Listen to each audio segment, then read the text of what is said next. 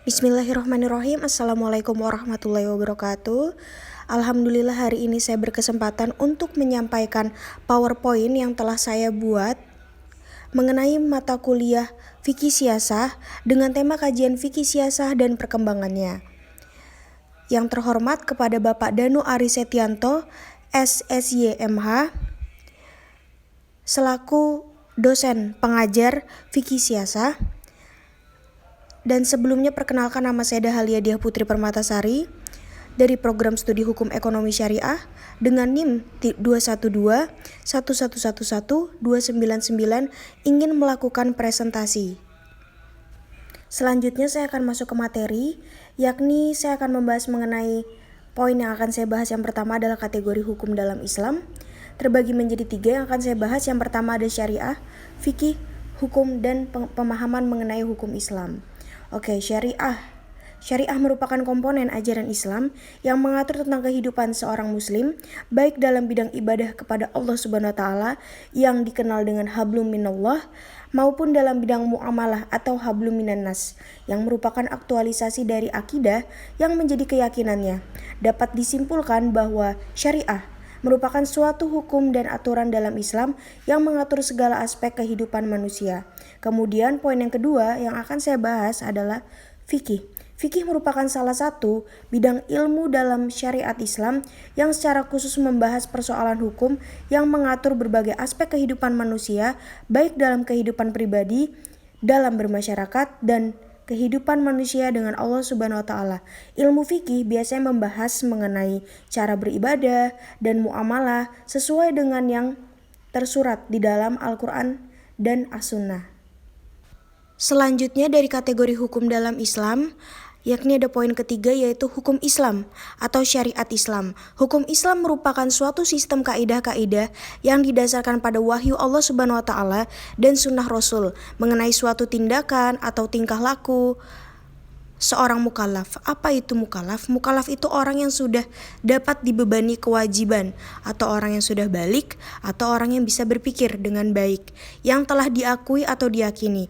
Dapat dipahami bahwa hukum Islam merupakan sebuah aturan yang diadakan oleh Allah Subhanahu wa taala untuk seluruh umatnya, yang dibawa oleh seorang Nabi Muhammad SAW, baik hukum yang berhubungan dengan kepercayaan atau akidah, maupun hukum-hukum yang berhubungan dengan amaliyah atau perbuatan yang dilakukan oleh seluruh umat Islam. Selanjutnya saya akan membahas mengenai poin kedua, yakni kedudukan fikih siasah dalam sistematika hukum Islam. Yang pertama, ada pemahaman mengenai fikih siasah. Kata siasah merupakan bentuk masdar atau kata benda abstrak dari kata sasa yang memiliki banyak makna, yakni mengemudi, mengendalikan, pengendali, cara pengendalian. Kemudian kata sasa juga berarti dapat mengatur, mengurus, dan memerintah atau pemerintahan, politik, dan pembuat kebijakan. Selain itu, siasah juga dapat diartikan sebagai administrasi dan manajemen. Kemudian, fikih siasah dari menurut para ahli, saya ambil dari Abdul Wahab Khalaf.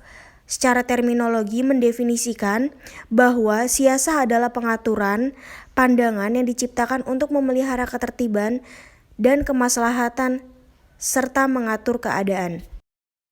Selanjutnya dari pembahasan mengenai pengertian fikih siasah yang tadi sebelumnya sudah saya jelaskan, di dalam hukum Islam perlulah untuk diketahui mengenai sistematika kedudukan fikih siasah tersebut dalam hukum Islam. Dengan diketahuinya sistematika hukum Islam, maka dapatlah dipahami kedudukan fikih siasah di dalam sistematika hukum Islam. Kemudian, secara global, hukum Islam dapat dibagi dalam 2 pokok, yaitu hukum yang mengatur hubungan manusia kepada Tuhannya atau ibadah, dan hukum yang mengatur hubungan antara sesama manusia dalam masalah-masalah keduniaan secara umum atau muamalah. Jadi, kedudukan fikih siasah dalam sistematika hukum Islam sudah jelas. Tatanan yang pertama tegas dan tidak mengalami perkembangan, tidak membuka peluang untuk penalaran manusia. Sedangkan tatanan yang kedua dasarnya adalah segala sesuatu yang menyangkut hak-hak sesama manusia. Kemudian ketentuan dijelaskan secara umum dan masih dapat dikembangkan lebih lanjut untuk mewujudkan kemaslahatan yang merupakan tujuan utama dan menegakkan ketertiban hubungan dalam kehidupan masyarakat. Jadi, poin penting yang dapat dipahami bahwa fikih siasah memiliki kedudukan penting, yakni memiliki posisi strategis dalam masyarakat Islam untuk memikirkan, merumuskan, dan menetapkan kebijakan-kebijakan politik praktis yang berguna bagi kemaslahatan masyarakat Muslim, khususnya dan warga negara lain pada umumnya. Selanjutnya akan saya bahas mengenai ruang lingkup fikih siasah menurut para ahli, yakni yang saya ambil adalah menurut T.M. Hasbi As-Sidki, sebagaimana yang dikutip dalam bukunya Muhammad Iqbal, membagi ruang lingkup fikih siasah menjadi 8 bidang, yakni yang pertama adalah kebijaksanaan tentang peraturan perundang-undangan atau yang dikenal dengan siasah dusturiyah syariah. Poin yang kedua adalah kebijaksanaan tentang penetapan hukum atau siasah tasyri'iyah syariah. Yang ketiga, kebijaksanaan peradilan atau siasah qadoiyah syariah. Yang keempat, kebijaksanaan ekonomi dan moneter, siasah maliyah syariah, kebijaksanaan administrasi negara, siasah idariyah syariah, kebijaksanaan hubungan internasional atau siasah dauliyah, politik pelaksanaan undang-undang, siasah tanfiziyah syariah, dan yang terakhir adalah politik peperangan, yakni siasah harbiyah syariah. Selanjutnya adalah prinsip-prinsip fikih siasah. Prinsip-prinsip pemerintahan Islam adalah kebenaran yang dijadikan dasar penyelenggaraan pemerintah dalam perspektif Islam. Prinsip dari pemerintah Islam sebagaimana dirumuskan oleh Muhammad Tahrir Az-Zahri ada 9 prinsip, yaitu yang pertama, prinsip kekuasaan sebagai amanah, yang kedua, prinsip musyawarah, yang ketiga, prinsip perlindungan terhadap hak asasi manusia atau HAM, yang keempat, prinsip persamaan, yang kelima, prinsip ketaatan rakyat, yang keenam, prinsip keadilan, yang ketujuh, prinsip peradilan bebas, yang kedelapan, prinsip perdamaian, dan yang terakhir, prinsip kesejahteraan. Sekian presentasi dari saya, Dahalia Diah Putri Permatasari. Wassalamualaikum warahmatullahi wabarakatuh.